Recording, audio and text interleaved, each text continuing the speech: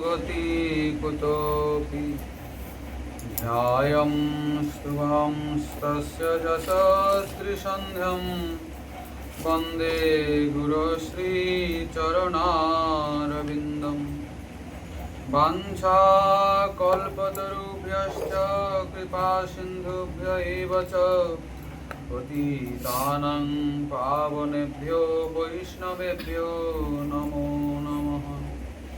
नमो त्रिकालसत्याय जगन्नाथसुताय च सभृत्याय सपुत्राय सकलत्राय ते नमः।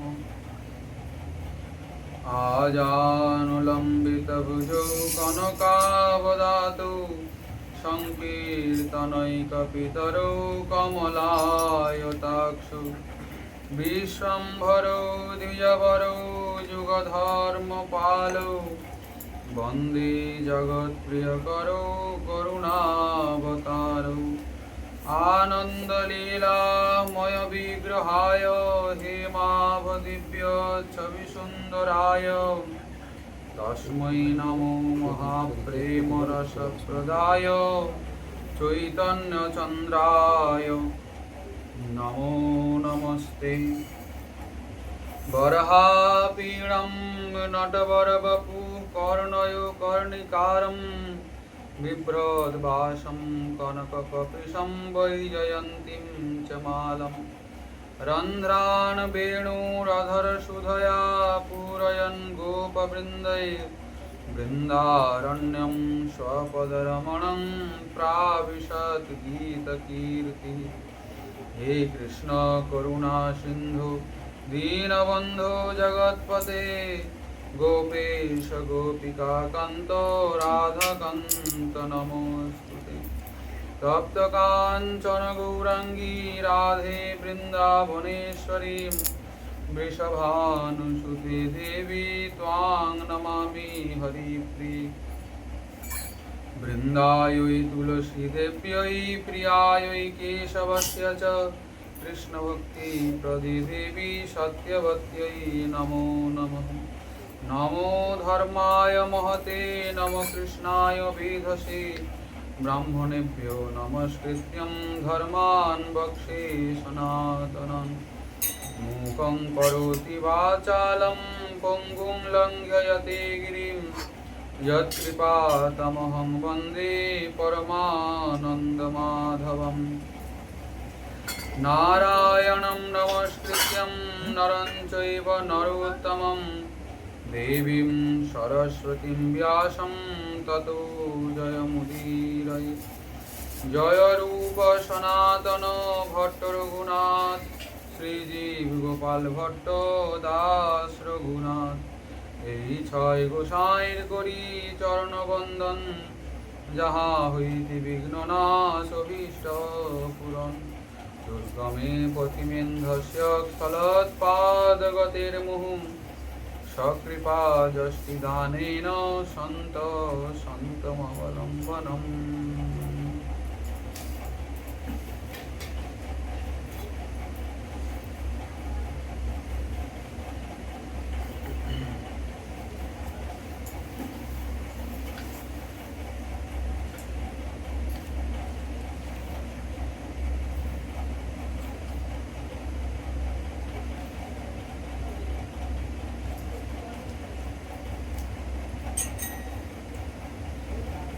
প্রভু কহে ইহ বাহ্য আগে কহ আর, রায় কহে স্বধর্ম ত্যাগ এই সাধ্য সার।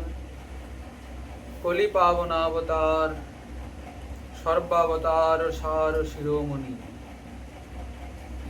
সাক্ষাৎ রাধা মাধব মিলিত বিগ্রহ প্রেম বিলাস বিবর্ত ঘন মূরতি প্রেম পুরুষোত্তম রসরাজ মহাভাব মিলিত স্বরূপ নদিয়ানন্দ আনন্দ কন্দ অখিল জীব বল্লভ শ্রী শ্রী নদিয়া বিহারী গৌরহরির অত্যন্ত প্রিয় পরিকর বর্জ্য শ্রী শ্রীল কৃষ্ণদাস কবিরাজ গোস্বামী পাদ বিরচিত শ্রী শ্রী চৈতন্য চরিতামৃত মহাগ্রন্থরত্নের অষ্টম পরিচ্ছেদের মধ্যলীলার পরিচয় দিচ্ছেন। প্রভু কহে এহ বাহ্য আগে কহ আর, রায় কহে স্বধর্ম ত্যাগ এই সাধ্য সার। গতকাল এই বিষয়ে আমরা কিঞ্চিৎ আস্বাদন করেছিলাম শ্রীকৃষ্ণের স্বয়ং ভগবত্তা সম্বন্ধে। কার ভজন করব, কেমন ভাবে করব, যদি এই সাধ্য তত্ত্ব নিরূপিত না হয় তাহলে ভজনে কখনো ঐকান্তিক নিষ্ঠা আসবে না। কেমন নিষ্ঠা চাই? ঐকান্তিক নিষ্ঠা চাই। আমাদের ঠাকুর মহাশয় শ্রী শ্রী প্রেমভক্তি চন্দ্রিকা গ্রন্থে ঐকান্তিক নিষ্ঠা দেখাতে গিয়ে আর ভক্তপ্রবর হনুমানের কথা বললেন।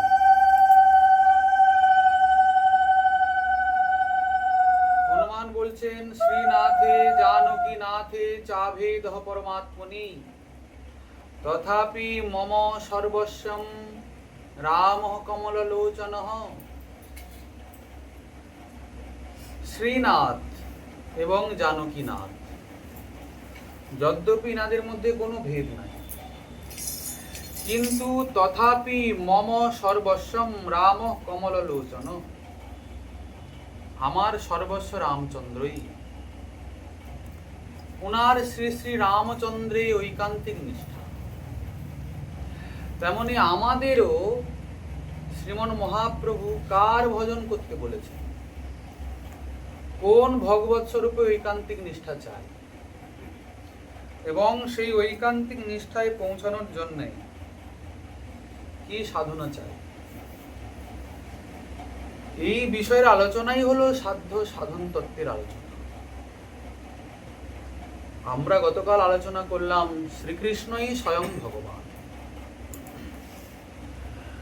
শ্রীকৃষ্ণের আবার তিন জায়গায় তিন ভাবে লীলা। তার মধ্যে গোস্বামীপাদ দেখালেন ব্রজেন্দ্রনন্দন কৃষ্ণ যিনি, তিনি স্বয়ং ভগবান। ব্রহ্মার একদিনে তিনি একবার আসেন লীলাবিলাস করার জন্য, কিন্তু এটা যেন কেউ মনে না করেন যে উনার লীলা তাহলে এই মাঝে মধ্যে হয় আবার অন্তর্হিত হয়ে যায়, এমন কিন্তু নয়। শ্রীকৃষ্ণ লীলা নিত্য, আজও চলছে। এখনো সেই বৃন্দাবনে বাঁশি বাজে রে। যেমন শ্রীকৃষ্ণ লীলা নিত্য, তেমন গৌলীলাও নিত্য।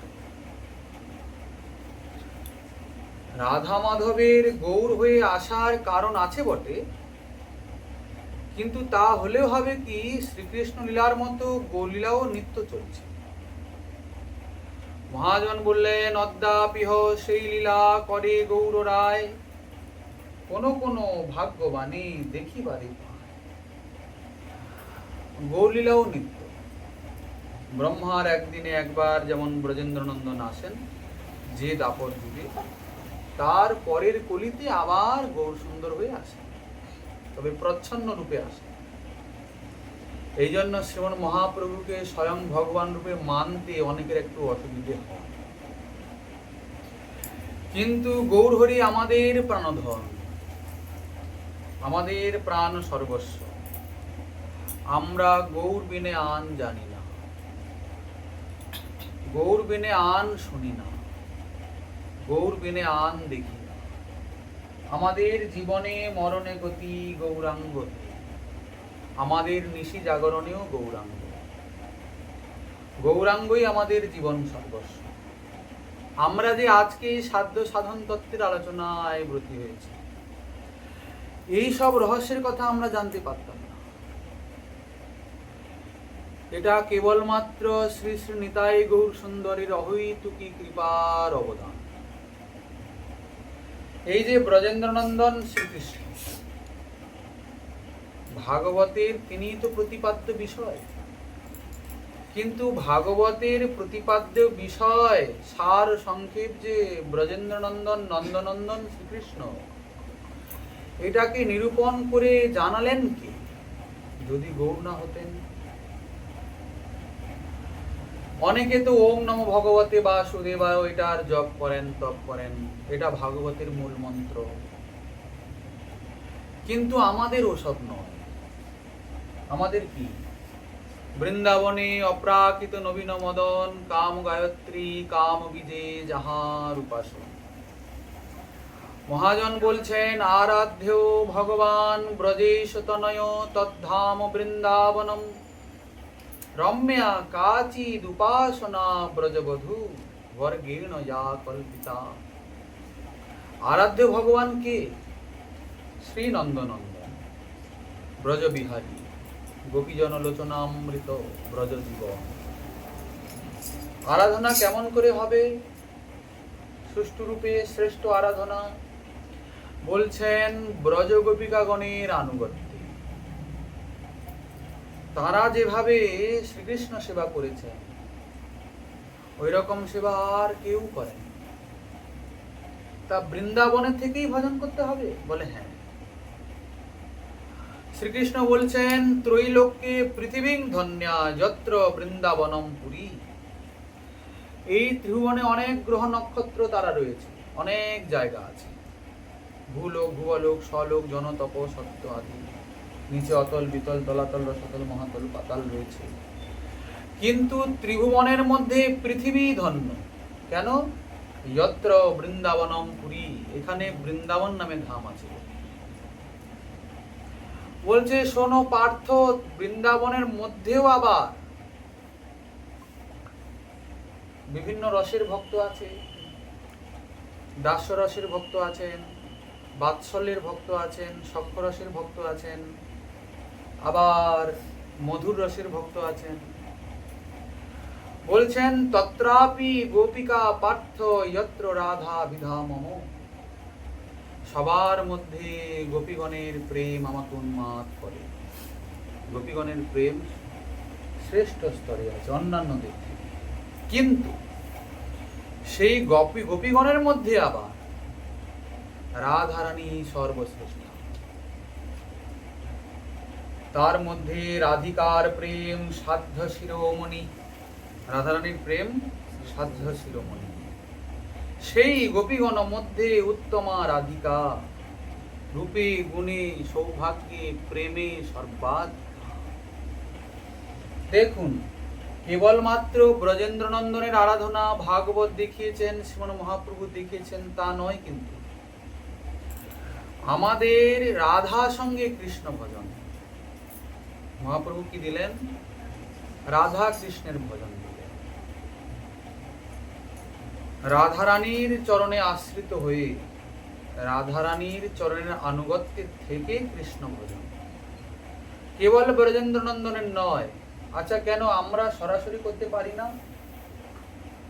আমরা সরাসরি কৃষ্ণকে ভালোবাসতে পারি না?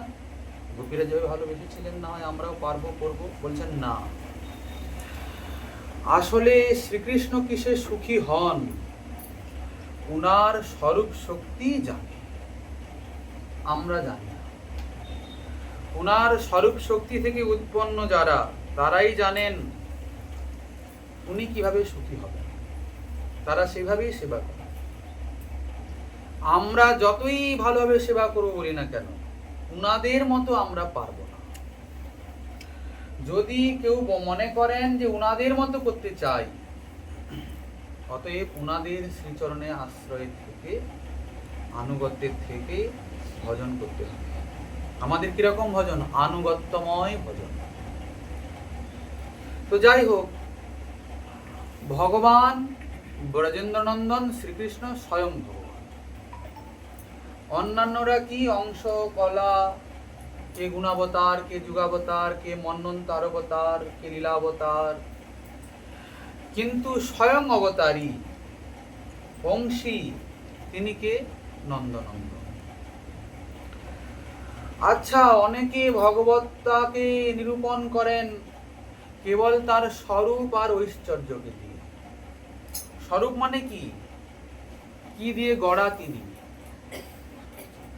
ঐশ্বর্য মানে উনার অনন্য সিদ্ধ স্বয়ং প্রভুতা।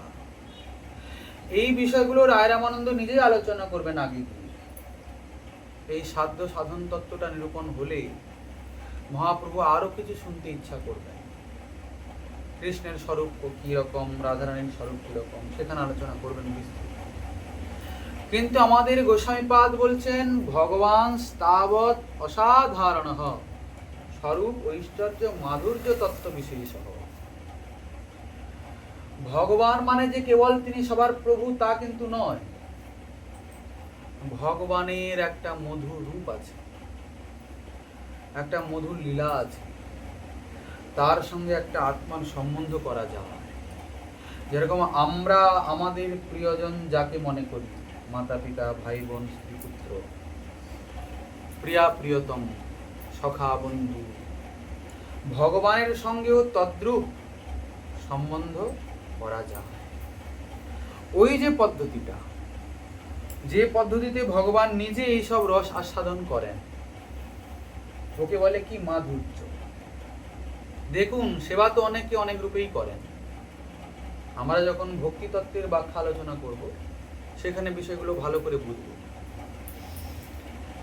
কিন্তু আমরা যার সেবা করছি, যিনি সেব্য, তার কিসে সুখ হয় সে বিষয়ে একটু অনুসন্ধান সেবকের চাই, তাই তো?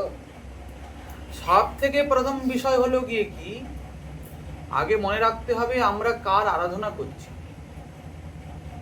সেব্য সুখী হবে, তবে এই যে সেবা, এ কোনো সাধারণ লোকের তো হচ্ছে না, আত্মীয় স্বজনের তো হচ্ছে না, স্বয়ং ভগবানের হচ্ছে।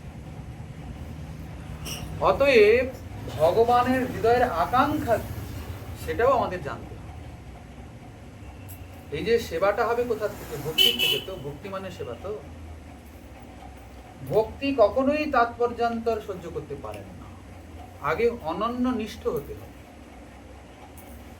অনন্য নিষ্ঠ না হলে, ভক্তিতে অনন্যতা না এলে কিন্তু সেবা সুচারুরূপে সম্পাদিত হবে না। ভগবদ গীতাতে শ্রীকৃষ্ণ এসব বিষয়ে অনেক বিশ্লেষণ করেছেন। আমরা কৃষ্ণ ভক্তি করি, তো আমরা কৃষ্ণ ভক্ত, কিন্তু মাঝে মধ্যে এ দেবী সে দেবতারও আরাধনা করতে হয়, না হলে যদি রাগ করেন, বা এই বাবা সে বাপু, এই আমার ঘরে এই নিয়ম আছে, আমার ঘরে সেই নিয়ম আছে, যদি মনসাতে একটু দুধ কলা না দিই ফোঁস করবে, তারপরে এই মা শীতলা, তারপরে আরো তো কত কি, যেদিন যে তিথি সেদিন সেরকম ভাবে। এদিকে কৃষ্ণ ভজনও চলে। বলে না, আমরা আসলে কৃষ্ণ ভক্তি করি, কিন্তু এগুলো করতে হয়, সংসারে থাকি তো, না হলে। কিন্তু এটা বিষয় নয়। এখানে যে বলছেন স্বধর্ম ত্যাগ এই সাধ্য সার, এটাকে বোঝানোর জন্য ভগবদ গীতার কথা বলছেন। সর্বধর্মান পরিত্যাজ্য মাম একং শরণং ব্রজ। ছোট বড় অনেক ধর্ম আমরা করে রেখেছি। এই যে দেবী দেবতার আরাধনা, এও এক প্রকারের আমরা ধর্ম মনে করি, এটাও একটা কর্তব্য মনে করি, তাই তো করি। কিন্তু আমাদের শ্রী নরোত্তম দাস ঠাকুর মহাশয় বলছেন, আপন আপন স্থানে পীড়িতি সভায় টানে ভক্তি পথে পড়ে বিগতি। আপনি যখন ওনার আরাধনা করছেন, যদি উনি প্রসন্ন হন, উনার একটা প্রসন্নতা থাকবে কিনা আপনার উপরে, কৃপা করতে চাইবেন, কৃপা করবেন। তা আপনি এর কৃপা নেবেন, তার কৃপা নেবেন, সবার কৃপা নেবেন। এই করতে করতে, সেবা করতে করতে একটা, আচ্ছা সেবা কি লোকে এমনি করে? কিছু না কিছু ভালো লাগা তো আছে, তাই তো? কিন্তু আমাদের আচার্য মহাজনগণ দেখাচ্ছেন নন্দনন্দনের ভজনটা ওই রকম হবে না। কিসে হবে? প্রেমে হবে। প্রেমের, প্রেম কতজনের সঙ্গে করা যায়? যেরকম ভাবে পতিব্রতা স্ত্রী নিজ পতি ছাড়া কাউকেই চেনে না, তাকেই তো পতিব্রতা বলে। যেমন ধরুন, একজন ব্যক্তি দুটো স্ত্রী, একটা স্ত্রী করে কি, আর চাল ধুতে গিয়ে চাল ফেলে, ডাল ধুতে গিয়ে ডাল ফেলে দেয়, জিনিসপত্রের ভাঙচুর করে, ঘর বাড়ি সব অপরিচ্ছন্ন রাখে, নোংরা মোংরায় রাখে, বড় নষ্ট ভ্রষ্ট করে। আর একটা স্ত্রী সব কার্য ভালো করে সম্পন্ন করে, সুন্দর করে সব গুছিয়ে সাজিয়ে রাখে, কিন্তু সেই ব্যক্তির যে স্ত্রীটা ওই ভাঙচুর করে ওর প্রতি বেশি করে, বলি কি উল্টা কথা হয়ে গেল? বলছেন এর কারণ হচ্ছে গিয়ে কি, যে স্ত্রীটা সব গুছিয়ে পাছিয়ে রাখে ও আসলে ব্যভিচারিণী, অন্য পুরুষে ওর মন আছে, ওটা স্বামী জানে। আর যে স্ত্রী ভাঙচুর করছে, করলে হবে কি, সে পতিনিষ্ঠ, পতি ছাড়া সে কাউকে দেখে। তাহলে আপনি যদি সেই জায়গায় হন, আপনি কি করবেন তবে? বলে ভাঙচুর করুক, আমার করছে না হয়, কিন্তু সে আমাকে ছাড়া তো কাউকে মন দেয় না। কিন্তু এ ভালো কাজ করলে হবে কি, এ তো আমাকে বাদ দিয়ে আর অন্যকে করে, অন্যের সঙ্গে সম্বন্ধ রয়েছে, ছি ছি ছি, এ তো ব্যভিচারিণী, কোনোদিন স্বামীর প্রসন্নতা তার উপরে হবে না, হবে কি? তেমনই দেখুন, হৃদয়ে হৃদবিহারী হয়ে শ্রীকৃষ্ণ বসে আছেন তো না অন্য কেউ আছেন? দুর্গা, কালী, শিবচণ্ডী, কে রয়েছেন হৃদয়ের মধ্যে? সর্বস্ব চাহং হৃদি সন্নিবিষ্ট, সবার হৃদয়ে তিনি অবস্থান করে আছেন। তার মানে কি, আপনার প্রতি তিনি, তাই তো? তা আপনার হৃদয়ে, আপনার ঘরে পতিকে বাদ দিয়ে আর আপনি সারা দুনিয়া দৌড়াচ্ছেন, ঘরে পতির সেবা হচ্ছে না, পতির সেবা বাদ দিয়ে আমরা এদিক ওদিক বিভিন্ন জায়গায় দৌড়ানো শুরু করেছি, তাই তো? তা ঘরে পতি শুয়ে আছে আর আপনি বাইরে বাইরে অন্য পুরুষের সঙ্গে মেলামেশা করছেন, তা সেই পতির প্রসন্নতা হবে কি? ঠিক একই রকম। হৃদয়টা একটু খোঁজ নিয়ে দেখুন। শ্রীকৃষ্ণ বলেননি কি তাতে, মাময়ী বাংশ জীবলোকে জীবভূত সনাতন, আমারই অংশ জীব রূপে, শরীরের মধ্যে আত্মা রূপে, জীব রূপে বিরাজ, আমারই অংশ তারা। তো তাহলে আমরা যার থেকে এসেছি তার সেবা করাটাই তো আমাদের পরম ধর্ম। আগে তার সেবাটা সুষ্ঠু রূপে হোক, বাকিগুলো না হলেও চলবে। বুঝতে পারা গেল? বলে সেটা কি করে হয় মশাই? একবার হয়েছে জানেন তো কি, এই শরীরের ইন্দ্রিয়গুলো সব ঝগড়া শুরু করেছে নিজের। চোখ বলছে ভাই আমি আজ থেকে আর দেখবো না, আমি কেবল খালি দেখি আর তোমরা সব ফুর্তি করো, তাই তো আমি আর দেখা বন্ধ করে দেবো, আমি দেখবো কেন? কান বলছে হোক, আমি তাহলে আর শুনবো না। হাত বলছে আমিও তাহলে আজ থেকে আর কাজ করবো না, দেখি তোমাদের কি অবস্থা। পা বলছে শোনো শোনো, বড় বড় কথা বলার দরকার নেই, তোমরা যে যা বলো, আমি যদি না চলি তাহলে তোমাদের সব বলবলনি বন্ধ হয়ে যাবে। আচ্ছা, খুব ঝগড়া হচ্ছে নিজেদের মধ্যে। হঠাৎ করে কে একজন বলছে থামো থামো, আচ্ছা আমরা নিজেরা লড়াই করছি কেন?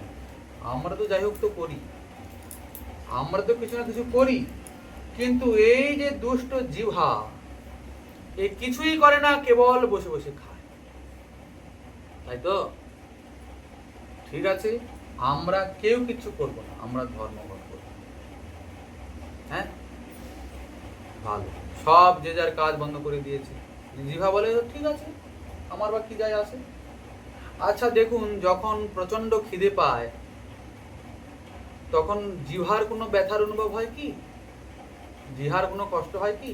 শরীরটা কাঁপে, হাতগুলো পাগুলো শিথিল হয়ে পড়ে, মাথাটা গুড়গুড় করে, চোখে আবছা আবছা দেখা শুরু করে, কেমন একটা অস্বস্তি শরীরে হয়, জিহ্বায় কোনো অসুবিধা বোধ হয় না। হয় একাদশীর দিনে মনে হয় এরকম, সব কাজ বন্ধ করে দিয়েছে। আর দুদিন পরে দেখে কি, চোখ তো একদম ঝাপসা হয়ে যাচ্ছে, চোখ তো খুলছেই না, চাইতে পারছে না, কান বলছে আমার কি অবস্থা, পা তো আর উঠছেই না, হাত তো একদম শুয়েই পড়েছে। বলে ভাই রে কি অবস্থা হলো, আমাদের এমন কেন হলো? বলছে কি হলো কি হলো? বলে দেখো, আমাদের শরীরে, আমাদের অঙ্গে বল থাকতো জিহ্বাকে খাবার দিলে, সে কিছু কাজ না করলেও সে খেলে আমরা পুষ্ট থাকতাম। এখন সে জমনি খাওয়া বন্ধ করে দিয়েছে, আর আমাদের সব সামর্থ্য থাকা সত্ত্বেও আমরা শিথিল হয়ে পড়ছি। গন্ডগোল হলো না? বলছেন না বাবা, বা যা হয়েছে হয়েছে, জিহ্বাকে খাওয়াতে হবে কি? আচ্ছা, কেবল জিহ্বা যদি খায়, অন্যদের যদি কোনো, আর অন্যদের খাওয়ার তো প্রশ্নই ওঠে না, খাওয়ার দরকার জিহ্বারই। বৃক্ষের গোড়ায় জল ঢাললেই বৃক্ষ আপনি পুষ্ট হবে। যদি কেউ পাতায় পাতায় জল ঢালতে যায়, ঢালতে পারেন, কোনো অসুবিধা নেই, ঢালুন, আপনার করতে কিছু যায় আসে না কারণ, কিন্তু গোড়ায় জল ঢালতেই হবে। যদি আপনি গোড়ায় জল ঢালছেন, গাছ ডালাপালাও ঢালছেন, কিচ্ছু মতলব নাই, কিন্তু গোড়ায় যদি জল না ঢালেন তাহলে কিন্তু বৃক্ষ আস্তে আস্তে করে শুকিয়ে যাবে। শ্রী শ্রী চৈতন্য ভাগবত বলছেন, সর্বদেব মূল তুমি, সবার ঈশ্বর, অজ ভব আদি সব তোমার কিঙ্কর। তুমি সমস্ত দেবতার মূল, সবার মূল তুমি, বাকি যত রয়েছে সব তোমার কিঙ্কর দাস। বলছেন তোমাকে বাদ দিয়ে যারা অন্যান্য দেবী দেবতার আরাধনা করে, সেটা কেমন ব্যাপার? বলছেন বৃক্ষের মূল ছেদন করে যেমন কেউ জল ঢালে গাছে। আচ্ছা, গোড়াটা কেটে দিয়ে যদি কেউ ডালপালায় জল ঢালে, তাহলে সেই বৃক্ষের কি গতি হবে? এই কি অবান্তর কথা বলছেন মশাই? অবান্তর নয়, আমরা সেটাই করছি। দেখুন, যিনি প্রভুর প্রভু, আমরা তাকে বাদ দিয়ে সারা দুনিয়া দৌড়চ্ছি, ঠিক কিনা? আবার দেখুন, এখন অন্য সিস্টেম হয়েছে, বাড়িতে মহাপ্রভুকে আনা হচ্ছে, 500,000 লোক খাচ্ছে, বড় ধুমধাম করে লক্ষ লক্ষ টাকা খরচা করে, আর অনুষ্ঠান হলো, অষ্টপ্রহর 24 প্রহর হলো, ভালো কথা, মহাপ্রভু এলেন, ভালো কথা, সবই হলো।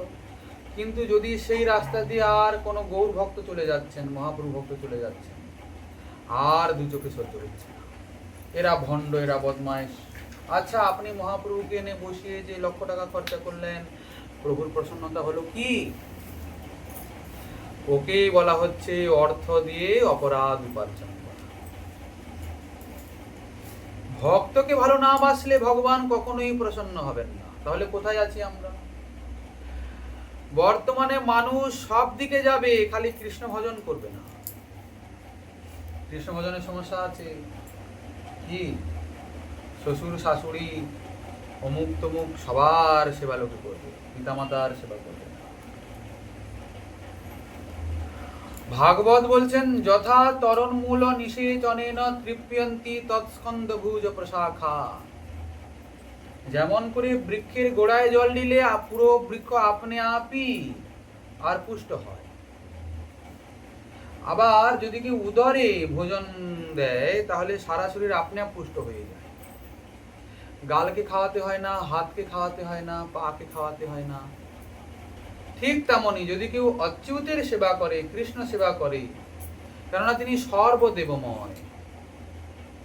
উপনিষদ বলছেন, কৃষ্ণ বই পরম দৈবতম। কৃষ্ণই হলেন কি? পরম দেবতা। ওনার কাছ থেকেই সবকিছু এসছে, সবকিছু সৃষ্টি হয়েছে। অতএব ওনার সেবা করলে, উনি প্রসন্ন হয়ে গেলে আর কাউকে প্রসন্ন করার অপেক্ষা থাকে না। বরং যদি কেউ উনাকে উপেক্ষা করে অন্যকে আর সেবা করতে যায়, বরং মহা বিপদে পড়তে হয়। অনেক দৃষ্টান্ত রয়েছে শাস্ত্রে। আচ্ছা, আপনারা সবাই জানেন, দ্বারকা লীলাতে সত্রাজিৎ বলে একজন ছিলেন, সত্যভামার পিতা। তিনি বড় সূর্যে তপস্যা করলেন, সূর্য প্রসন্ন হয়ে ওনাকে একটা মণি দিলেন, তার নাম হলো শ্যামন্তক মণি। সে মণির কি প্রভা, কি জ্যোতি! যখন ও গলায় মণিটা ঝুলে যাবে, তখন মনে হবে যেন সাক্ষাৎ সূর্যদেব যাচ্ছে। কেউ চিনতেই পারছে না কে যাচ্ছে, মনে করছে সূর্যদেব মর্তে নেমে এসেছে। আচ্ছা, ভালো, সেই মণির আবার অনেক গুণ। প্রতিদিন 40 মণ করে সোনা জন্ম করে। ভয়ঙ্কর ব্যাপার কিনা? সূর্যের তপস্যা করি রাজা সত্রাজিৎ, ভক্তিবশে সূর্যতান হইলা বিদিত। সূর্য কৃপা করলেন, মণি দিলেন। সেই মণিটা যার কাছেই থাকবে, 40 মণ করে সোনা জন্ম করবে। ভালো কথা। একদিন সেই মণিটা গলায় নিয়ে আর সত্রাজিৎ দ্বারকার রাজসভায় চলে গেছে। সবাই বলছি, বাবা সূর্যদেব এসে গেল নাকি? কেউ চিনতেই তো পারছে না। আচ্ছা, কিছুক্ষণ পরে জানা গেল, ওহো, এ তো সত্রাজিৎ। তো রাজসভার সভাসদগণ তাকে একটা পরামর্শ দিলেন, বলে দেখো তুমি যে এই সম্পত্তি লাভ করেছো যে কোনো কারণে, তপস্যা করে হোক যাই হোক, প্রজার কিন্তু সমস্ত সম্পত্তি আসলে রাজারই, তাই তো? অতএব তোমাকে এই সম্পত্তিকে রাজকোষে জমা করে দেওয়াটা ভালো, গুরু জমা করে দাও। বলছে কেন? আমি তপস্যা করে উপার্জন করেছি, আমি কেন রাজকোষে জমা করব? কেন আমি এটা উপার্জন করেছি বলে আপনাদের হিংসা হচ্ছে নাকি? কারো কোনো কথা শুনে চলে গেল মনে নিয়ে। ও প্রতিদিন যদি 40 মণ করে সোনা উৎপন্ন করে, তাহলে কত বড় লোক হচ্ছে চিন্তা করুন দেখি। নিজেও একটা রাজা হয়ে গেছে, সত্রাজিৎ রাজা। তা একদিন সেই সত্রাজিতের ভাই, তার নাম হচ্ছে প্রসেনজিৎ, সে করেছে কি, ওই মণিটাকে গলায় পরে আর জঙ্গলে গেছে মৃগয়া করতে। 2-3 দিন হয়ে গেল আর ফেরে না। এদিকে সত্রাজিতের একটু উৎকণ্ঠা বেড়ে গেল যে হায় হায়, মণিটা নিয়ে গেছে, এটাই বেশি টেনশন, ভাই মরুক, মণিটা গেছে না। তো ভাবলো যে কিছু না কিছু গন্ডগোল হয়েছে, ওই মণি নিয়ে গেছে মানে কেউ না কেউ ছিনতাই করেছে, কিছু একটা ব্যাপার হয়েছে। পাত্রমিত্রকে পাঠালো, আর গিয়ে দেখলো যে ওখানে ওই সত্রাজিতের ভাই প্রসেনজিতের বস্ত্রগুলো পড়ে আছে রক্তমাখা, মণিপুণির ওখানে কোনো চিহ্নই নাই। সত্রাজিৎ খবর পেয়ে সত্রাজিৎ ধরেই নিল যে এ কাজ কৃষ্ণের। কেন না, ও মণিটা চেয়েছিল, ওরা আমি দেইনি, ও হিংসা করে মেরে ফেলেছে ভাইটাকে, মণিটা নিয়ে গেছে।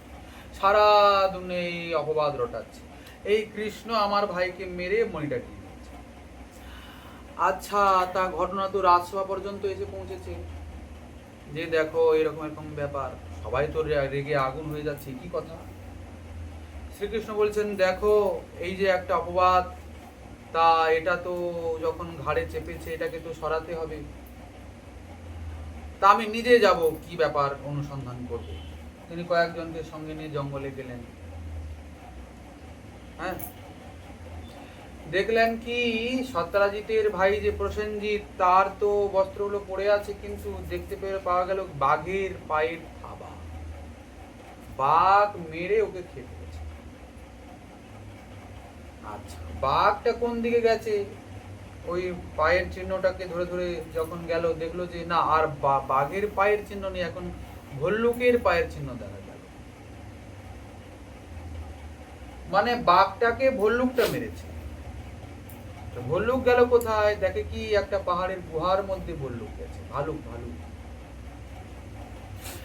তো তিনি বললেন আমি ভেতরে যাচ্ছি। বলে না যাবেন না প্রভু, ভেতরে কি আছে, কি হিংস্র পশু আছে, আপনার অসুবিধা হতে পারে। বলে না, আমাকে তো যেতেই হবে, তোমরা এখানে থাকো।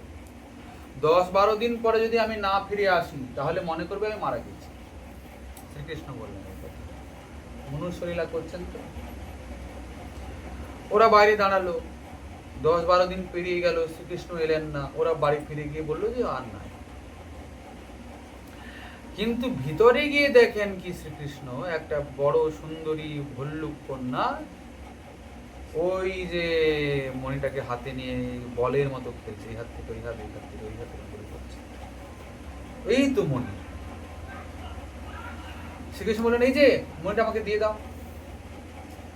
একটা মানুষ প্রবেশ করেছে দেখে আর ওই ভল্লুক কন্যা ভয়ঙ্কর ভাবে ভীত হলো আর ক্রোধিত হলো, বাবা বাবা বলে চিৎকার করে ডাকলো। আসলে ওই গুহাটা হচ্ছে জাম্বুবানের গুহা, ত্রেতা যুগের যে জাম্বুবান। ওই মেয়েটা, ওর নাম হচ্ছে জাম্বুবতী, ওর কন্যা। ত্রেতা যুগ থেকেই সে রয়েছে, কিন্তু ইনি যে স্বয়ং প্রভু, তারই প্রভু এসেছেন ওটা চিনতে পারছেন। ভয়ঙ্কর যুদ্ধ হলো, কেউ হারে না, কেউ জিতেও না। কেন ওই জাম্বুবানের বর ছিল, ওকে কেউ হারাতে পারবে না। যুদ্ধ চলছে চলছে চলছে, প্রভু দেখলেন যদি এভাবে যুদ্ধ চলে তাহলে তো অন্যান্য ভক্তরা বড় কষ্ট পাবে, বড় দুশ্চিন্তায় আছে সবাই। তো তিনি করলেন কি, উনার পিছে একটা বড় ঘুষি দিলেন একদম, আর ও কাত হয়ে পড়ল। পরে যখন সম্বিত ফিরে পেল, বললো যে আপনি কে, আপনি কে, কেন? আমি বাসুদেব, আমি শ্রীকৃষ্ণ। বলে না, আপনি নিশ্চয়ই আমার প্রভুই হবেন। কেন কেন তোমার এই সন্দেহ হচ্ছে কেন? না, আমার উপরে আশীর্বাদ বর আছে, আমাকে পরাস্ত একমাত্র আমার প্রভু ছাড়া কেউ করতে পারে না। আপনি আমাকে এভাবে মারলেন, আমি এভাবে মাথা করে পড়লাম, নিশ্চয়ই আমার প্রভু হবেন। আপনি আমার কাছে আপনার পরিচয় দিন, আপনার স্বরূপের প্রকাশ করুন। তখন শ্রীকৃষ্ণ বললেন, আমি সে, রাম রূপ দেখালেন। যাই হোক, সে তো হলো ভালো কথা। মণিটাও ফিরিয়ে দিলেন, সঙ্গে সঙ্গে জাম্বুবতীকেও দিলেন। আবার উনি এসে মণিটা সত্রাজিৎকে ফিরিয়ে দিলেন। সত্রাজিৎ বললেন, না, আমার বড় ভুল হয়েছে, অপরাধ করেছি, ক্ষমা করো, এই মণিটাও তুমি রাখো, আর আমার মেয়ে সত্যভামাকেও তুমি নাও। বাহ, ভালো। কিন্তু শ্রীকৃষ্ণ বললেন, না না, মণিটনি আমার দরকার নেই, তোমার জিনিস তোমারই থাক। তো এক সময় শ্রীকৃষ্ণ দ্বারকাতে নাই, সেই সময় অক্রূর আর কৃতবর্মা করেছে কি,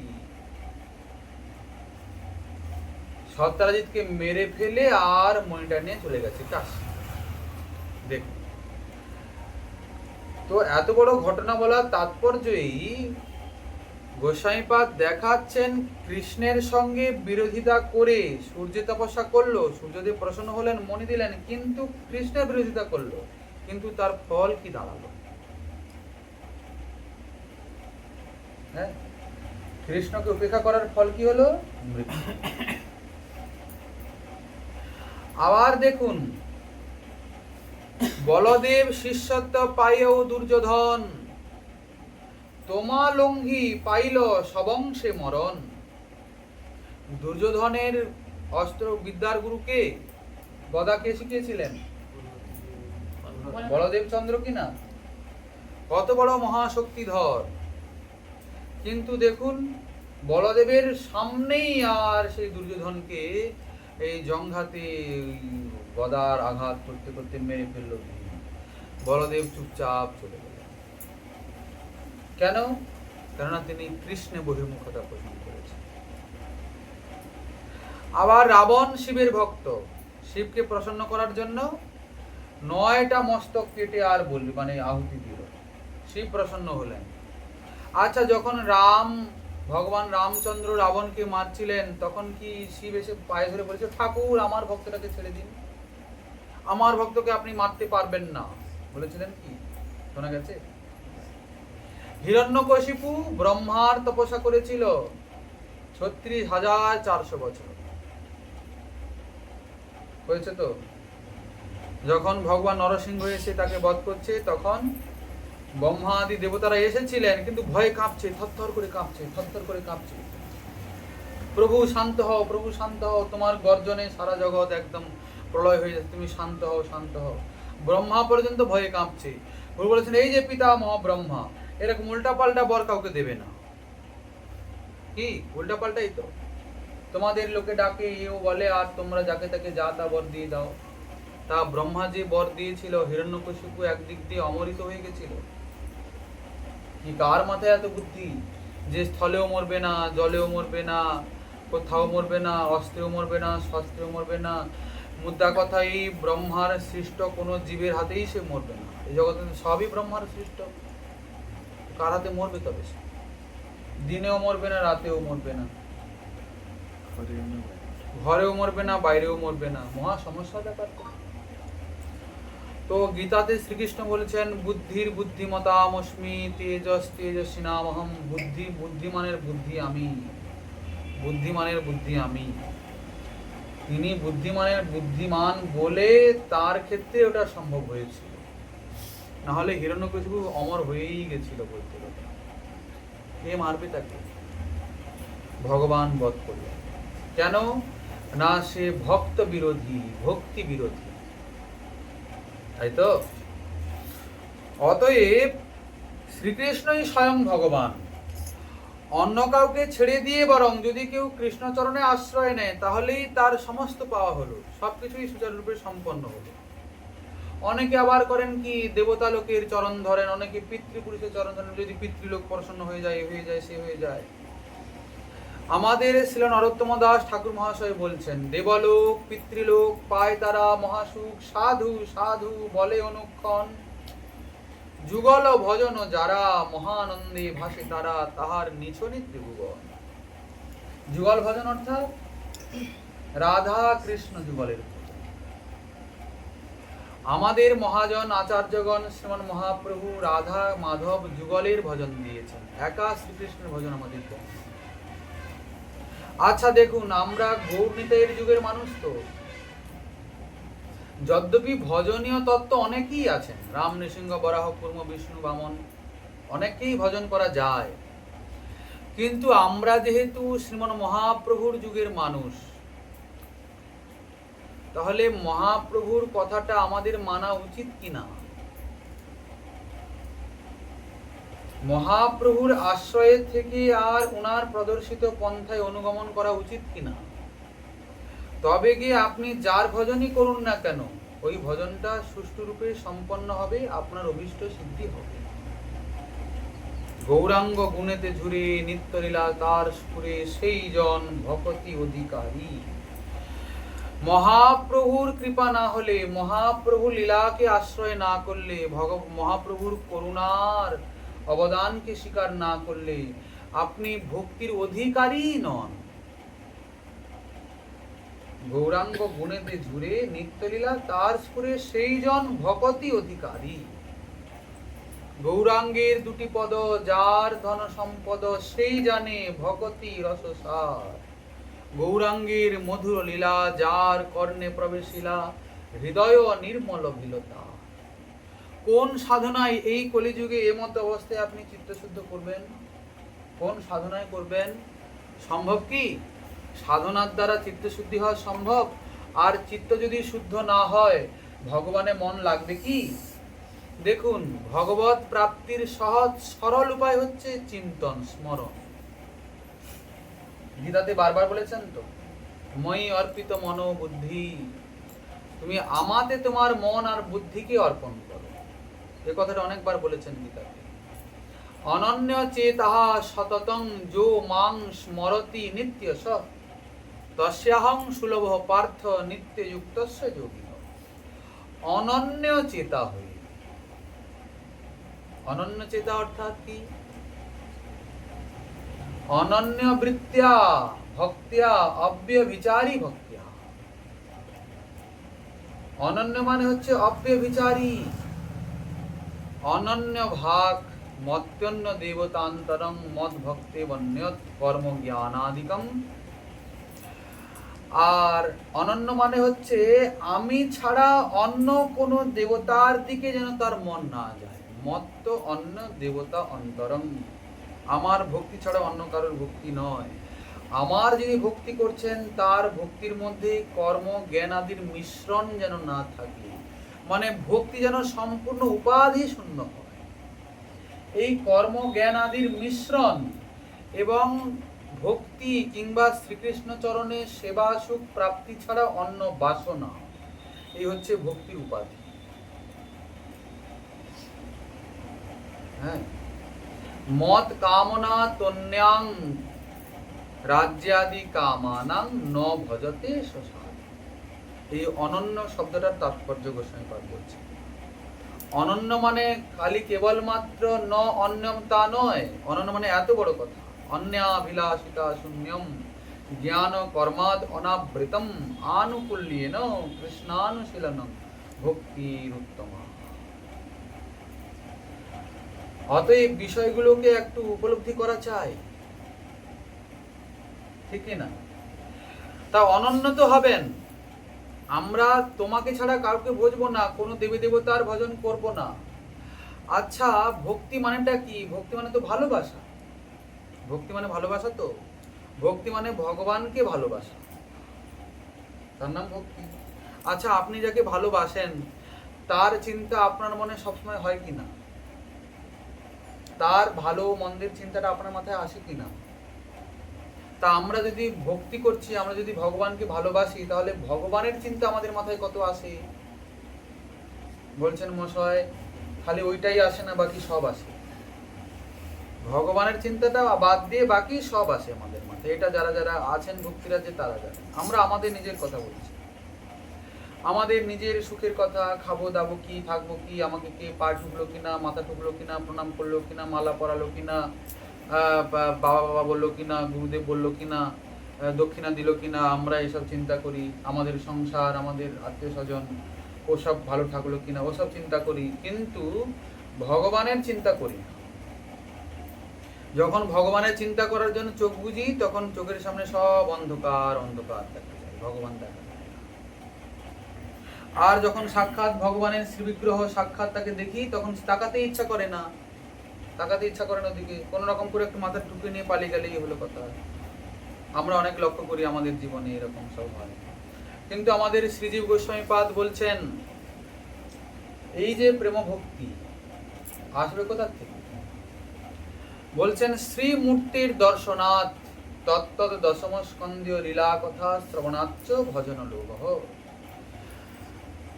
প্রভুকে দেখলে, তার শ্রীবিগ্রহকে দর্শন করলে, শ্রীমৎ প্রতিমাকে দর্শন করলে আকর্ষণ এসে যাবে, বারবার দেখতে ইচ্ছা করবে।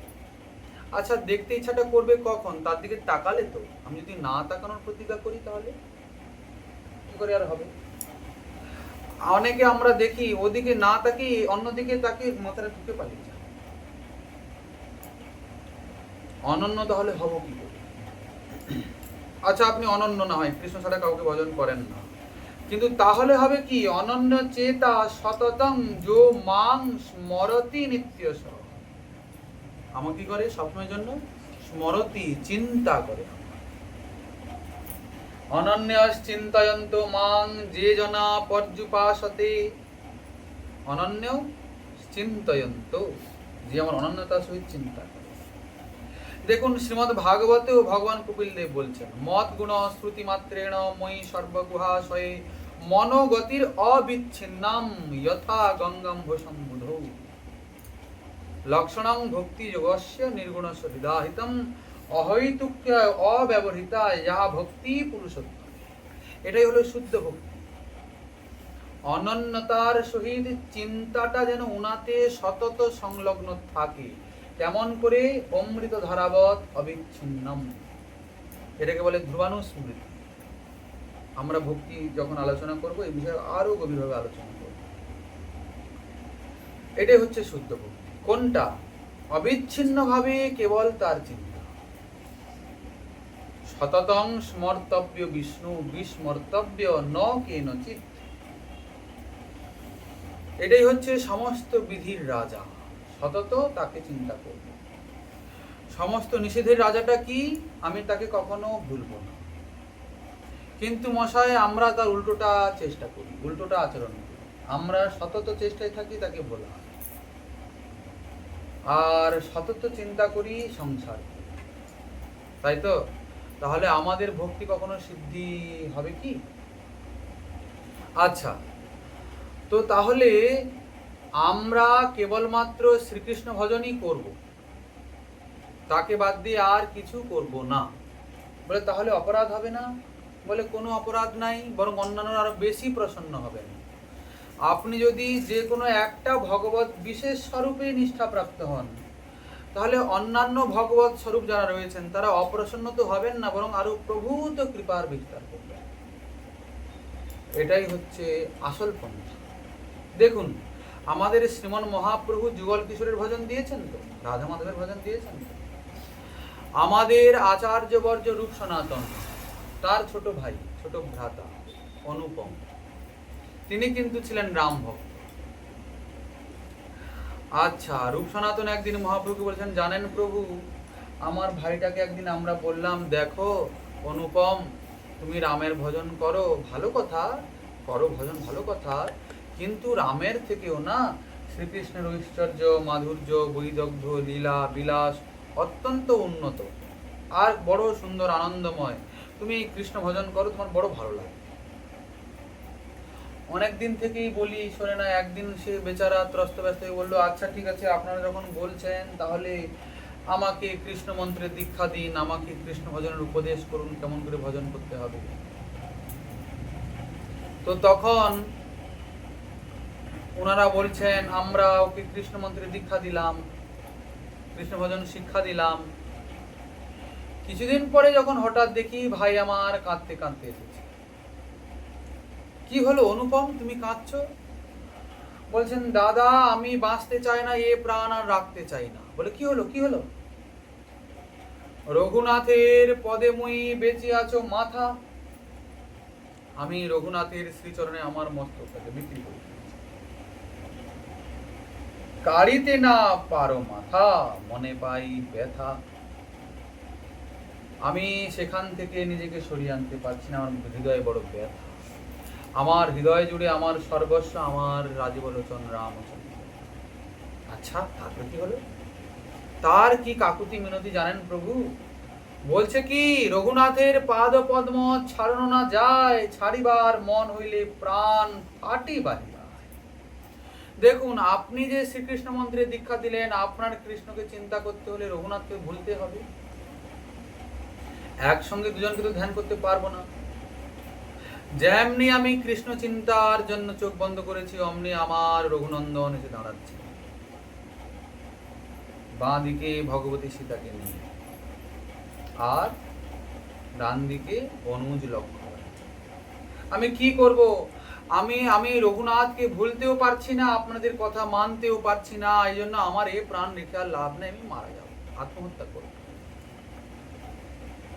তখন প্রভু একটু মুচকি হেসে বলেন, বাহ বাহ বাহ বাহ, সেই প্রভু ধন্য যে না ছাড়ে নিজজন, সেই দাস ধন্য যে না ছাড়ে প্রভুর চরণ। দেখুন, শ্রীমন মহাপ্রভু যুগলের ভজন দিয়েছেন, যুগল কিশোরের, কিন্তু প্রভু বললেন না যে না তোমার ভাই ঠিক করছে না। প্রভু বলেন খুব ভালো কথা, কারণ আমাদের কি প্রয়োজন? অনন্য নিষ্ঠার প্রয়োজন, যে কোনো একটা ভগবৎ স্বরূপ। কিন্তু হ্যাঁ, শ্রীমন মহাপ্রভু যে ভজনটা দিলেন, যদি কারুর ভাগ্যে সেই বস্তু মিলে তাহলে তিনি তো মালামাল হয়ে গেলেন, তার ভাগ্যের সীমা কি? আমাদের গোস্বামীপাদ বলছেন, দেখুন, শ্রীকৃষ্ণ ভক্ত দুই রকমের হন, এক হলো স্বনিষ্ঠ আর এক হলো ঐকান্তিক। স্বনিষ্ঠ মানে যত ভগবৎ স্বরূপ আছেন সবার প্রতি তাদের নিষ্ঠা আছে। রামকেও ভজে, শ্যামকেও ভজে, যদুকেও ভজে, মধুকেও ভজে। রাম, নৃসিংহ, বরাহ, কুর্ম, বামন, বিষ্ণু, হয়গ্রীব, হংস, কেউই বাদ নয়, সবাইকেই সমান রূপে দেখে। আজকে এর তিথি, কালকে তার তিথি, কালকে নাচানাচি, কালকে খাওয়া দাওয়া, এসব চলে। এরকে কি বলে? স্বনিষ্ঠ। খারাপ নয়, ভালোই তো, ভগবান ছাড়া অন্য কারোর ভজন করছে না তো। এনারা সব ভগবানের বিভিন্ন অবতার, বিভিন্ন স্বরূপ। তো ইনারা কোনোদিন ভজনে সিদ্ধ হলে বৈকুণ্ঠে যাবেন, ভগবানের পার্শ্বদত্ত লাভ করবেন, প্রভূত কৃপা লাভ করবেন। কিন্তু আর এক প্রকারের কি? ঐকান্তিকী। ঐকান্তিকী মানে ভগবানের এত অনন্ত স্বরূপের মধ্যে যে কোনো একটা বিশেষ স্বরূপে ঐকান্তিক নিষ্ঠা। যেমন হনুমানের নামে নিষ্ঠা, প্রহ্লাদের নরসিংহের নিষ্ঠা, বিভিন্ন লোকের বিভিন্ন নিষ্ঠা, একে বলে কি? ঐকান্তিক। আর তা মশাই, এই যে এত লোক ঐকান্তিকী বেরোলো, তার সর্বশ্রেষ্ঠটা কে? কার আরাধনাটা করা সর্বশ্রেষ্ঠ? শ্রী শ্রী ভক্তিরসামৃত সিন্ধুতে শ্রীমদ রূপ গোস্বামীপাদ বলছেন, তত্রাপি একান্তিনাম শ্রেষ্ঠা গোবিন্দ হৃতমানসা। এত ঐকান্তিকদের মধ্যে সব থেকে শ্রেষ্ঠ ঐকান্তিকী কে? বলছেন ব্রজেন্দ্রনন্দন শ্রীকৃষ্ণ গোবিন্দের দ্বারা যার চিত্তটা অপহৃত হয়েছে, সে হলো শ্রেষ্ঠ ঐকান্তিক। যে সাং শ্রী ঈশ প্রসাদপি মনোহর্তুম ন শক্নুয়াৎ। লক্ষ্মীপতি নারায়ণও যার মনটাকে হরণ করতে পারেন না। আমাদের গোপকুমারের চরিত্রে জানা যায় কিনা? গোপকুমার যখন বৈকুণ্ঠে গেলেন, শ্রীমন নারায়ণ সিংহাসন থেকে লাফ দিয়ে নেমে পড়েছেন, জড়িয়ে ধরেছেন গোপকুমার। আহা হা হা হা, কতদিন পরে তুমি কৃপা করলে, আজকে আমাকে তুমি ধন্য করলে, আমি কতদিন তোমার অপেক্ষায় আছি, আসো আসো। কিন্তু সেখানকার সেই বৈভব ঐশ্বর্য দেখে গোপকুমার ভালো লাগছে। অন্তর্যামী নারায়ণ বুঝতে পারলেন গোপকুমারের এখানে ভালো লাগছে না এইসব বৈভব ঐশ্বর্য দেখে। কেন? ব্রজের গোপ তো, ব্রজে যার একবার চসকা লেগেছে আর কোথাও তার ভালো লাগবে না, লাগে না, আর লাগাটা কোনোদিন যায়ও না, জবরদস্তি করে পায় না। কিন্তু তাকে যে উনার বড় প্রয়োজন, তিনি করলেন কি? বৈকুণ্ঠকেই বৃন্দাবন বানিয়ে। অচিন্ত শক্তির অধিকারী, তিনি ইচ্ছা করলে সবই করতে পারেন। বৈকুণ্ঠকে বৃন্দাবন করে দিয়েছে, সেই রকম যমুনা, সেই রকম সব বিরজাকে সেই ওখানকার যে নদী, নামটা আমার স্মরণে আসছে, ওকে যমুনা বানিয়ে দিয়েছেন। আর শ্রীদেবী আর ভূমি দেবীকে রাধা চন্দ্রাবলী বানিয়ে নিজে একদম শ্যাম সুন্দর হয়ে বসে গেছেন। দুই দিকে দুজন রয়েছেন নায়িকা, মনে করছেন গোপকুমার বোধহয় বাস থেকেই গেল, কিন্তু এত সাজাসাজির পরেও গোপকুমারের মন মানল না। আচ্ছা দেখুন, যে যতই ছদ্মবেশ ধরুক না কেন, একটা আসল আর ছদ্মবেশের মধ্যে পার্থক্য আছে তো? আপনি যে সেজেছেন এটা চেনা যায় কি না? ব্রজেন্দ্রনন্দন শ্রীকৃষ্ণ সাক্ষাৎ মাধুর্য মূরতি, সাক্ষাৎ শৃঙ্গার, শৃঙ্গার সখী মূর্তিমান ইব মধু মুগ্ধ হরি ক্রীড়তি। আর ইনি ঐশ্বর্যের ঠাকুর, তা কি করে হবে সম্ভব? কেননা ব্রজেন্দ্রনন্দনে এনার চিত্তটা অপহৃত হয়ে আছে, অন্য কোনো ভগবৎ স্বরূপ যতই সাজুক না কেন চিত্ত হরণ করতে পারে না। যেসাং শ্রী ঈশ প্রসাদোপি মনোহর্তুম ন স্বপ্নুয়াৎ। তো শ্রী ভগবান বলতে চাইছেন যে এরকম করে সর্বধর্মান পরিত্যাজ্য মামেকং শরণং ব্রজ,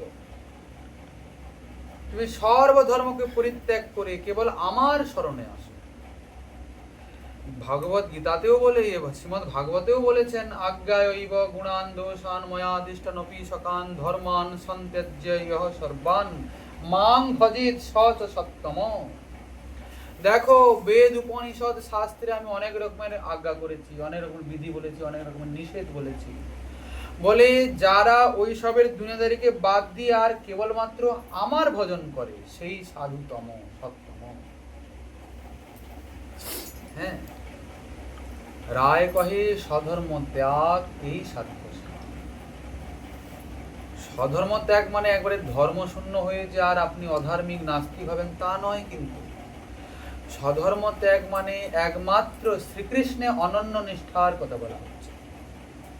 যদ্যপি এখানে কেবলমাত্র কৃষ্ণ নিষ্ঠার কথা বলা হচ্ছে, আমরা প্রসঙ্গ পেয়ে আসলে শ্রীমন মহাপ্রভু কি চাচ্ছেন সেটা আলোচনা করলাম।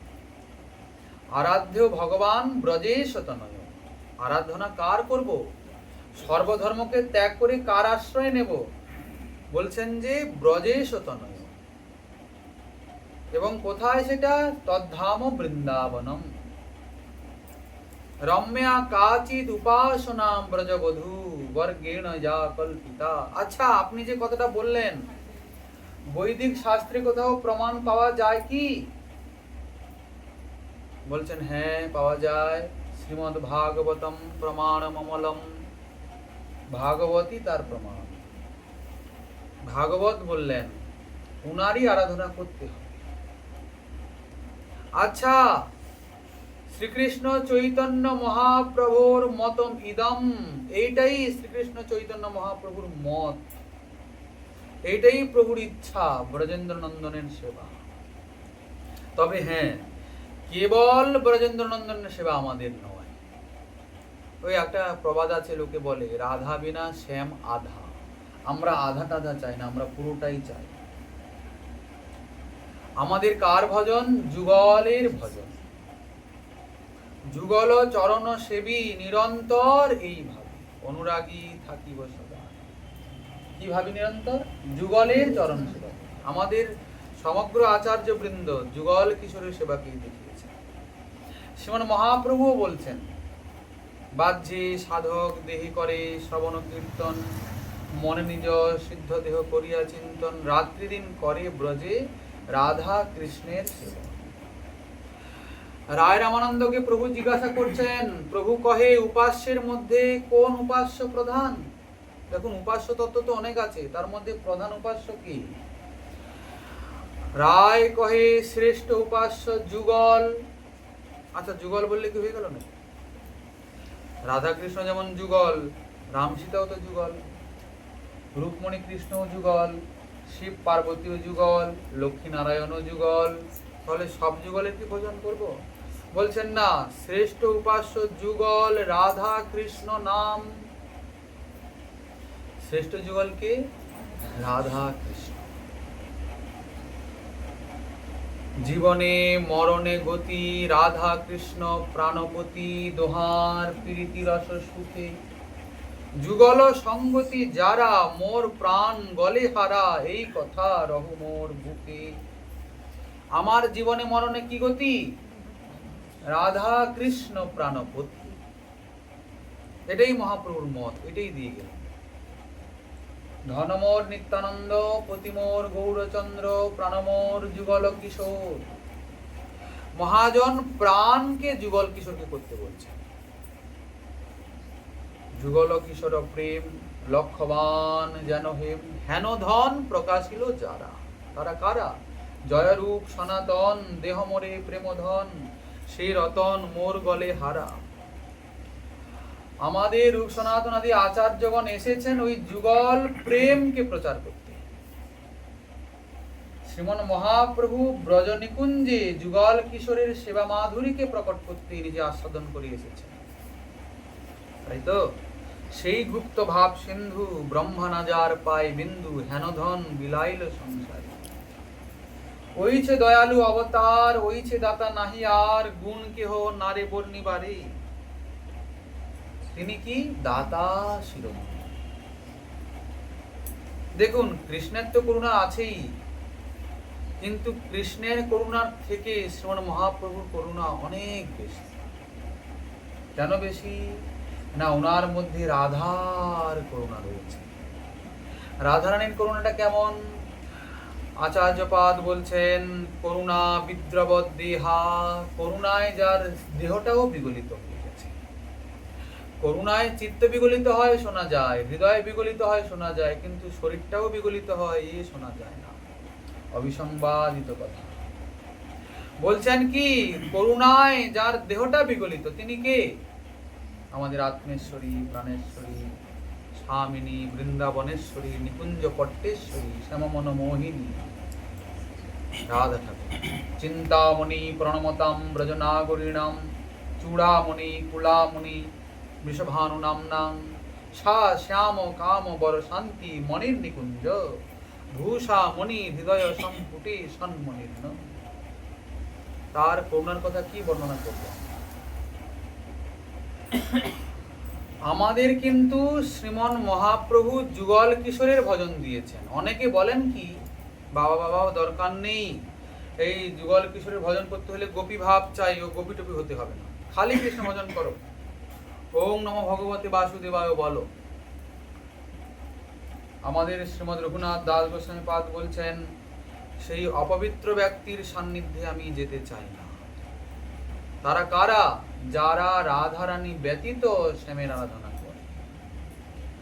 অনারাধ্য অনাদৃত্য গীতামপি মুনিগণৈর বৈনিক মুখৈ, প্রবীণাম গান্ধর্বামপি চ নিগমৈস্তৎপ্রিয়তমাম, য একম গোবিন্দং ভজতি কপটি দাম্ভিকতয়া, তদভ্যর্ণে শীর্ণে ন যামি ক্ষণমপি ব্রতমিদং। আমার ব্রত রয়েছে, আমি এক ক্ষণের জন্য ওই অপবিত্র ব্যক্তির সান্নিধ্যে যেতে চাই না। কি বলেন শ্রীপাদ? কৃষ্ণ ভক্তকে আপনি অপবিত্র সান্নিধ্য বলছেন? বলে হতে পারে কৃষ্ণ ভক্ত,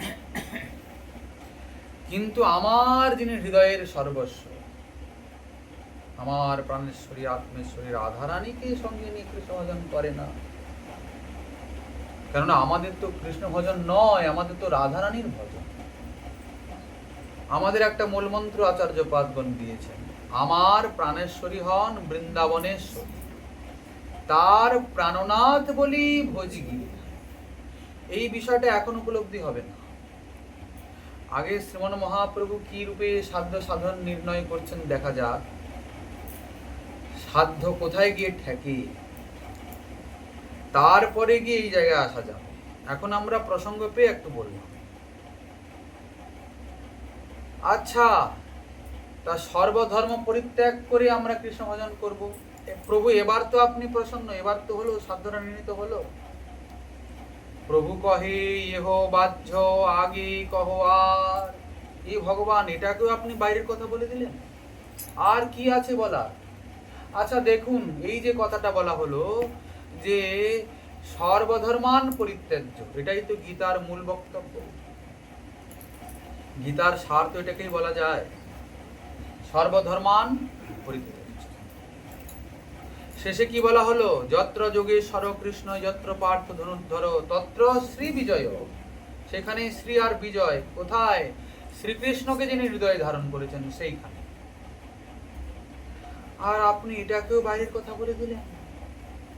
তাহলে আপনি চানটা কি, খুঁজছেনটা কি? আমার তো মাথায় কিছু আসছে না। প্রভু জানেন ওই রায় রামানন্দ ভিতরে সব আর গ্যাঁট বেঁধে বসেছে, ও বলতে চাচ্ছে না। প্রভু মনে করছেন আমিও ছাড়বো না, আমি সব বের করেই ছাড়ব, কি আছে রহস্য। গীতা ফেল হয়ে গেল। গীতার শেষ কথা, গীতার মূল বক্তব্য, গীতার সারাংশ ফেল হয়ে গেল প্রভুর সামনে।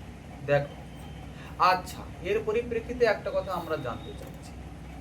গীতা ফেল হোক, প্রভুর পছন্দ না হোক, তা হোক, কিন্তু যে কথাটা বলা হলো ওটা আমাদের মধ্যে আছে কি? আমরা সব ছেড়ে ছুড়ে শ্রীকৃষ্ণ চরণে আশ্রয় এখনো নিয়েছি কি সর্বতভাবে? বলে মশাই আর বলার দরকার নেই, নমস্কার।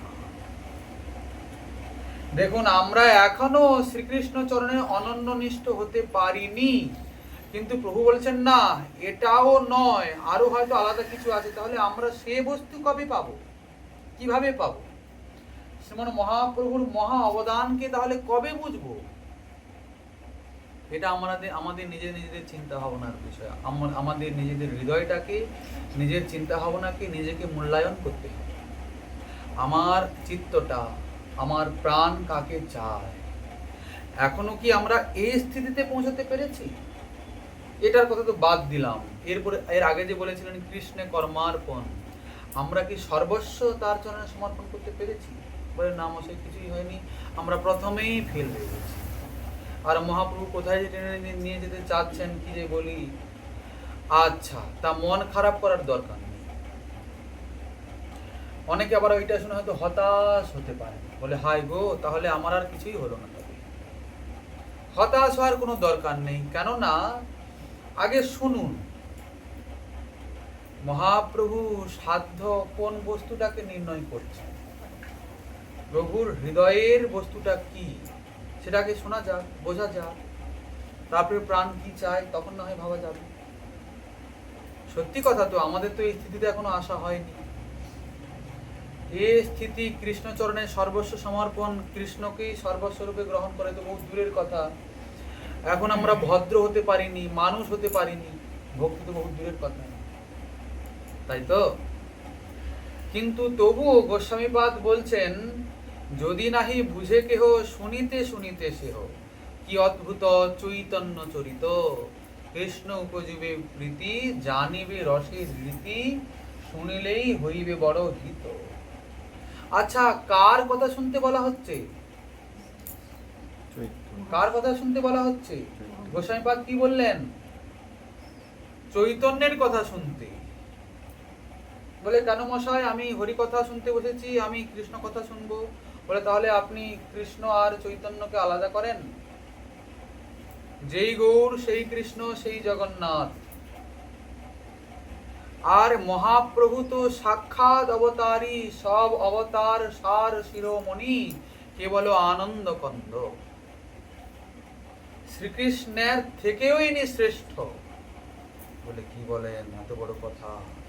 বলে হ্যাঁ, অনেক গুণেই শ্রেষ্ঠ, অনেক দিক দিয়েই শ্রেষ্ঠ শ্রীমান মহাপ্রভু। যদি আমাদের সামনে মহাপ্রভুকে কেউ রাখে আর রাধা মাধবকে কেউ রাখে, যদি বলে আপনি কাকে চান, আমরা সাদরে আগে মহাপ্রভুকেই পাবো, মহাপ্রভুকেই নেব। মহাপ্রভুকে পাওয়া হয়ে গেলে আর রাধা মাধব পাওয়ার বাকি থাকে না। থাকে কি? রাধা মাধবকে আলাদা করে আলোচনা করতে হয় না, মহাপ্রভুর আলোচনার অবতরণ হলেই রাধা মাধব আপনি এসে দাঁড়ান। মহাপ্রভুকে বুঝতে হলে ব্রজলীলার আশ্রয় করতেই হবে। ব্রজলীলার আলোচনা, ব্রজেন্দ্র নন্দনের আলোচনা, মহাপ্রভুর আলোচনায় আপনি আপই আসে, আলাদা করে করতে হয়। বরং যারা যারা একা একা শ্রী রাধা মাধবের ভজন করছেন মহাপ্রভুকে বাদ দিয়ে, বরং তারা অনেক গুণে বঞ্চিত হচ্ছে। সেই অপ্রাকৃত অদ্ভুত সেই রসামৃত সিন্ধু কিন্তু বিন্দু পর্যন্ত ওই ব্যক্তি আস্বাদন করতে পারছেন না, কেননা মহাপ্রভুকে বাদ দিয়েছে। কেন? গোস্বামীপাদ বলছেন, কৃষ্ণ লীলামৃত সার যার শত শত ধার, 10 দিকে বহে যাহা হইতে, সে চৈতন্য লীলা হয়, সরোবর অক্ষয় মনোহংস চরাহ তাহাতে। কৃষ্ণলীলা সমস্ত অমৃতের সার, তার শত শত প্রবাহ, লীলা মাধুর্য। কিন্তু আপনি সমগ্র লীলা মাধুর্যকে একত্রে একসঙ্গে কি করে আস্বাদন করবেন? ধরুন আপনার হৃদয় ইচ্ছা জেগেছে, কি করে হবে? বলছেন মশাই, গঙ্গার তো অনেক প্রবাহ, প্রয়াগে গঙ্গা আছে, গঙ্গাসাগরে গঙ্গা রয়েছে, কলকাতায় আছে, নবদ্বীপে আছে, শান্তিপুরে আছে, বহু জায়গাতেই আছে। বলে আমি সমগ্র গঙ্গায় একসঙ্গে স্নান করতে চাই। কি করে হয়? বলে যেখানে গঙ্গার উৎপত্তি সেখানে ডুব দিন, সব গঙ্গা তো সেখান থেকেই হয়েছে, হয়ে গেল স্নান। বলছেন ঠিক সেই রকম কৃষ্ণ লীলামৃত সার, তার শত শত প্রবাহ, কিন্তু সেই প্রবাহগুলি চৈতন্য লীলারূপ অক্ষয় সরোবর থেকে বেরিয়ে আসে। চৈতন্য লীলায় ডুব দিন, চৈতন্য লীলারূপ সরোবরে, অক্ষয় সরোবরে ডুব দিন, সব কৃষ্ণ লীলার প্রবাহে স্নান করা অবগাহন হয়ে যাবে। আচ্ছা, এই বিষয়ে সাধ্য সাধন বিষয়ে মহাপ্রভুর আবার কি জানার ইচ্ছা? যদি শ্রীমান মহাপ্রভুর ইচ্ছা হয়, আগামীকাল হলো আবার আস্বাদনের আকাঙ্ক্ষা। আজকের ভাগবতী কথা রাখা হলো এখানেই।